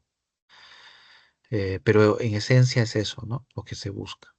Entonces nuestro costumbrismo viene en un periodo muy turbulento donde las ideas, donde los proyectos, sí, está a flor de piel. Entonces, una de las vertientes de ese periodo, sí, busca esencialmente la transformación de la sociedad, ¿no? Sobre todo marcado por los grupos criollos, ¿no? Así sean conservadores, como Felipe Pardo, por ejemplo, ¿no? Que buscan una suerte de Estado monárquico, que buscan en gran medida conservar la afiliación española, pero claro, rechazan, ¿no? La etapa colonial. Eh, frente a esa mirada está la otra, ¿no? La liberal, la republicana, la que representa Manuel Asensio Segura, ¿no? La que desecha esa idea de monarquía, la que desecha los modelos antiguos, coloniales, la que desecha, ¿no? Esa imagen de lo español, ¿no? Entonces, sea uno o sea otro el proyecto, se está planteando un cambio, ¿ya? Se plantea un cambio. Cada quien plantea su propia idea de modernidad, ¿no? Pero en esencia todos quieren un cambio, dejar atrás ese pasado y buscar algo nuevo. Muy bien, entonces ese periodo, que acá lo estoy describiendo con palabras tibias, repito, es un periodo turbulento, ¿no? Y esos cambios y esas propuestas se sostienen sobre la base de los ataques, de las críticas, de la violencia, em, de las difamaciones, de los adjetivos, de los agravios, ¿no? Y entonces en ese contexto llega nuestro costumbrismo. Y el costumbrismo se va a convertir en un instrumento precisamente para los objetivos de estas clases criollas, ¿no? ¿Por qué? Porque el costumbrismo va a permitirles precisamente evaluar las costumbres de la sociedad, ¿no? Las costumbres del pasado versus las costumbres modernas, ¿no? Felipe Pardo expresa ese discurso, ¿no? Por ejemplo, en el retrato este del viaje, ¿no? Todo el relato del viaje, ¿no? El viaje del niño Goyito es un discurso en el cual Felipe Pardo critica las viejas costumbres coloniales, ¿no? Que satiriza en ese relato y al final termina exaltando las costumbres modernas, ¿no? Cuando compara, cuando al final del texto dice o describe cómo viaja la gente moderna, ¿no? Ligera, rápida, puntual, ¿no? A diferencia del mundo de Goyito, que es toda informalidad, ¿no? Entonces, hay, por ejemplo, en Felipe Pardo ese tono de crítica y ese tono de cambio, ¿no? Igual en Manuel Asensio Segura, ni qué decir, ¿no? En Ñacatita, la imagen de Ñacatita siendo echada de la casa y don Alejo también es una clara crítica a las viejas costumbres coloniales, ¿no? Entonces, en medio de ese contexto, y a eso le añadimos lo político, porque hasta aquí estábamos hablando de lo cultural y lo social, a eso le añadimos lo político, entonces se vuelve un campo de batalla, ¿no? Y ahí es donde el costumbrismo llega. Entonces, nuestro costumbrismo se vuelve satírico, extremadamente satírico. Eso es lo que distingue nuestro costumbrismo. El costumbrismo europeo no es así. El costumbrismo europeo si bien tiene un carácter crítico, ¿no?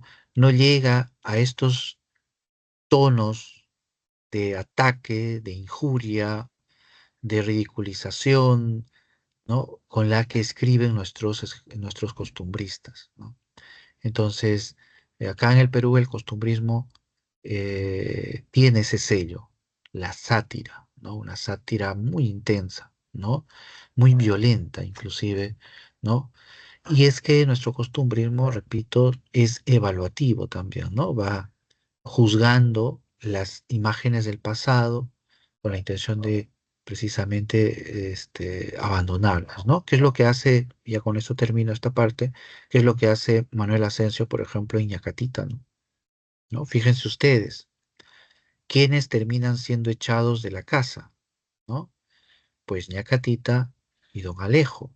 Los dos simbólicamente son unos viejos y los dos representan precisamente costumbres antiguas.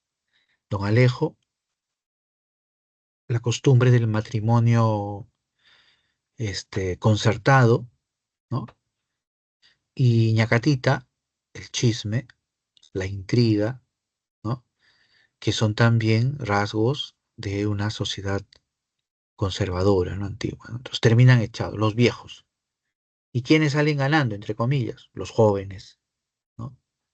Allí está Manuel y Juliana, precisamente, ¿no? Entonces, ahí en la obra también vemos, ¿no? Ese tono crítico, ese tono de rechazo, ¿no? La sátira como recurso principal de nuestro costumbrismo, ¿no? Eso es lo que nos distingue a nosotros, ¿no? La sátira, ¿sí? Muy bien, no sé si con eso he respondido a la pregunta, ¿sí? sobre el costumbrismo. Ujú.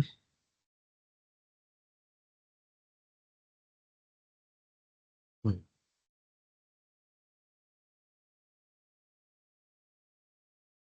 ya, muy bien, gracias por la pregunta. Ujú.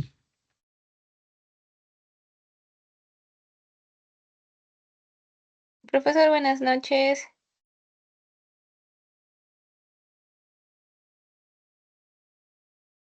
Buenas noches, Luz, ¿qué tal? ¿Cómo estás? Bien, profesor. Profesor, no sé si me podría explicar la pregunta 3. De esta semana, ¿verdad? Sí, profesor. Ya. Esta es la pregunta 3. Ya. Acá tal vez la duda de la pregunta surge porque se está refiriendo a la prosa, ¿no? La prosa tiene que ver con la forma de la escritura, ¿no? El lenguaje que emplea, ¿no?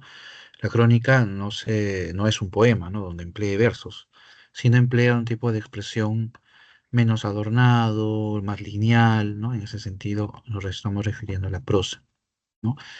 Ahora, la prosa de Garcilaso tiene una característica que es su tono, digamos, sereno, sencillo, armónico, eh, correcto, formal, ¿no? Que es lo que va a marcar sobre todo a Garcilaso, ¿no?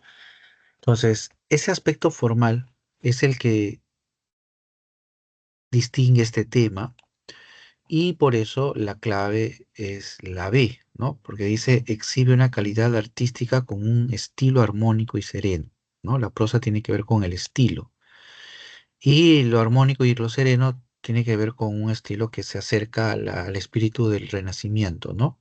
El equilibrio, ¿no? La armonía, ¿no? La claridad.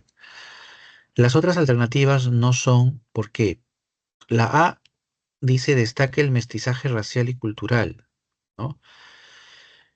Eh, Ese es un tema, más que un estilo, ¿no? Un tema, cuando hablamos de tema, estamos hablando de los contenidos, ¿no? Sobre lo cual habla el texto, ¿no?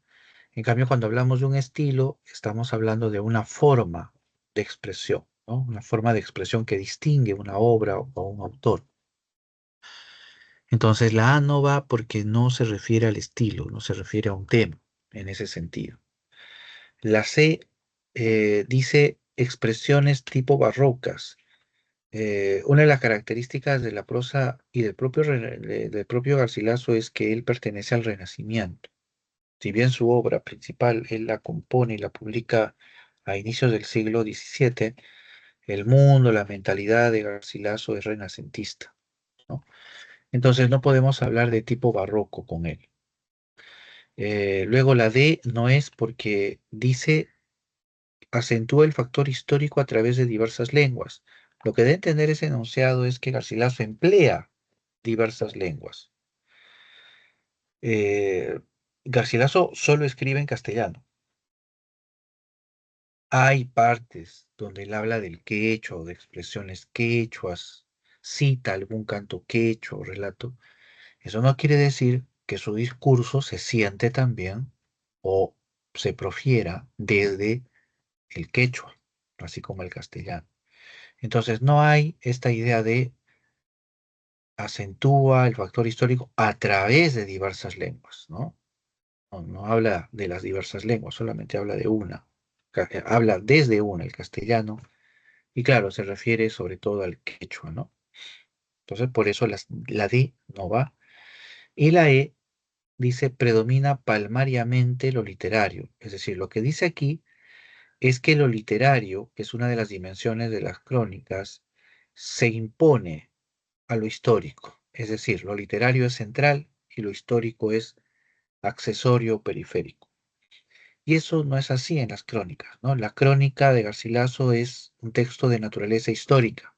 O sea, de ahí lo histórico está centrado, es lo principal.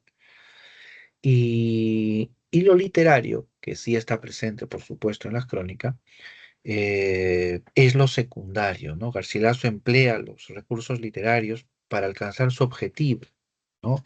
Que es precisamente esa representación, ¿no? Del mundo antiguo, ¿no? Que es lo que él busca, ¿no? Y para eso recurre a recursos literarios, ¿no? Hasta técnicas, a algunas fuentes también, ¿no? Entonces, eh, lo literario no se subordina, lo literario es el complemento en tal caso de lo histórico, que es lo principal en los comentarios reales, ¿no? Entonces, por eso la clave era la 3, ¿sí? No sé si quedó claro. Ujú. Otra pregunta tal vez. Ujú. Sí, profesor, más claro. Y profesor, en la número, ¿cuál era? En la 5, profesor. A ver, la 4, la 5, acá está. Ya, Ujú. Ahí, por ejemplo, no sé en qué parte, o sea, sí sé que como que la historia, pero en ese fragmento no logro ubicar en qué parte se asume eso, profesor. claro, entiendo. Bueno, uno empieza hablando de la muerte, ¿no? Dice, matáronle, ¿no? Cruelísimamente. Entonces ahí la pregunta es, ¿de quién está hablando, no? O sea, ¿a quién lo mataron de manera cruel? Eso es lo que se nos viene a la mente. Entonces dice, ¿no? Y lo despedazaron, etcétera, ¿no? Luego dice, el padre Acosta dice que lo quemaron. Hasta ahora no sabemos a quién mataron y quemaron. También toca Zárate la diligencia y presteza que de los correos, que de los 94 de los correos hemos dicho, y entonces la hubo mayor porque mandó a Atahualpa que el aviso de la muerte de Huáscar. Ah, ya. Aquí se menciona a Atahualpa que él manda que el aviso de la muerte de Huáscar, ¿no? Se la diesen por ahumadas. Entonces ahí ya podemos tejer la relación de que de quien se está hablando aquí, que de quien se está hablando aquí es de Huáscar, ¿no? Es decir, ¿a quién mataron cruelmente? Pues a Huáscar, ¿no? ¿A quiénes partieron en pedazos? Pues a Huáscar, ¿no? ¿A quiénes se lo comieron? Pues a Huáscar, ¿no? ¿Y a quiénes lo quemaron? A Huáscar, ¿no? Esa es la idea. Y luego aparece el personaje de Atahualpa, pero lo que el texto insinúa es que Atahualpa manda matar, ¿no? Cuando describe aquí cómo él había pedido que le dieran aviso de la muerte de Huáscar, ya, por las ahumadas, ¿no? O llamaradas de noche o de día que hacían los chasquis, ¿no? Es decir, Atahualpa había ordenado que le avisaran de la muerte de Huáscar. Entonces, ¿cómo puede él eh, saber que iba a morir Huáscar si no porque él lo había ordenado, ¿no? Y quería estar enterado de que sus órdenes se habían cumplido. Entonces, esto nos lleva a comprender que el tema que se está desarrollando aquí es la muerte de Huáscar, presumiblemente por orden de Atahualpa, ¿no? Que eso es lo que, digamos, te plantea en el fragmento, ¿no? Las demás alternativas no van porque hay elementos que no encajan para nada, ¿no? Por ejemplo, dice la llegada de Almagro a Cajamarca, ¿no? No se menciona Almagro para nada. El apresamiento de Atahualpa en la Plaza Mayor, ¿no? Ahí sería la famosa escena de la Biblia que se tira al suelo, etcétera, pero no está aquí mencionado y entonces no hay referencia a la Plaza Mayor, entonces no va. La D dice el cuestionamiento que realiza el padre Acosta. Se menciona a estos dos cronistas, Acosta y Zárate, pero no para confrontarlos, sino simplemente se mencionan como otros testimonios más, ¿no? Y la E dice la pugna entre los hermanos Huáscar y Atahualpa por el trono inca, ¿no? La pugna. Pero acá no se describe la pugna, es decir, la lucha. Acá ya Atahualpa está muerto y Huáscar se muestra aquí como el instigador, digamos, de la muerte, ¿no? Entonces, no hay momento de describir la pugna entre estos dos personajes, ¿no? Sino solamente se centra en la muerte de Huáscar. Ujú. Sí, profesor, una última pregunta. En la Claro. pregunta 7, Ajá. Ya. En la pregunta 7, acá lo que vemos es este fragmento del relato del viaje, recordaremos, El viaje es un retrato costumbrista donde Felipe Pardo nos describe el viaje que va a realizar don Gregorio, ¿no? A quien todos llamaban el niño Goyito. Y Pardo describe con mucha exageración, muchas hipérboles, todos los preparativos, ¿no? Goyito se demoró 6 meses en prepararse, hubo festividades, agasajos, los cientos de encargos que él tenía que llevar, ¿no? El ir a conocer el barco donde iba a ir, era toda una ceremonia, etcétera, etcétera, ¿no? Una constante exageración. Que el escritor, en este caso Felipe Pardo, emplea para satirizar a esa clase social que representa el niño Goyito, ¿no? Una clase criolla, este, todavía, ¿no? Atada a los códigos coloniales, ¿no? Entonces eso es lo que cuestiona, ¿no? Y lo hace a través de esas imágenes exageradas, satíricas, ¿no? Entonces, eso es lo que marca que la D sea la clave, ¿no? La sátira es un recurso humorístico que se usa para criticar, ¿no? Cuando ustedes ven, por ejemplo, en la televisión, ¿no? Humoristas disfrazándose de algún político, muchas veces lo hace para burlarse de él, ¿no? Y entonces ahí en esa burla, en esa parodia, está el tono crítico, ¿no? Del imitador en este caso, ¿no? Entonces es lo mismo en el caso acá del costumbrismo, ¿no? Se emplea la exageración, por ejemplo, ¿no? El humor, la burla, para criticar, ¿no? Y eso es lo que marca la sátira, ¿no? La sátira es humor más crítica, ¿no? Humor más crítica. Las demás alternativas no están, ¿no? Condena a la policía y la milicia, no, ningún momento habla de militares, enfoca en un enfoque netamente criollista, ¿no? Netamente, el criollismo tiene que ver con el aprecio hacia lo criollo. Y aquí en realidad Pardo está burlándose de lo criollo. ¿Ya? Entonces no es muy criollista que digamos. C, la configuración de personajes fantástico. Esto lo descartamos, pero así en una, ¿no? Imposible. Fantástico no, porque el costumbrismo es de tipo realista. Y la E dice un modo festivo y panfletario, ¿no? Esto de acá podríamos adjudicarlo al costumbrismo. ¿Tiene un tono festivo? Bueno, sí, pues, ¿no? Manuel Asensio, por ejemplo.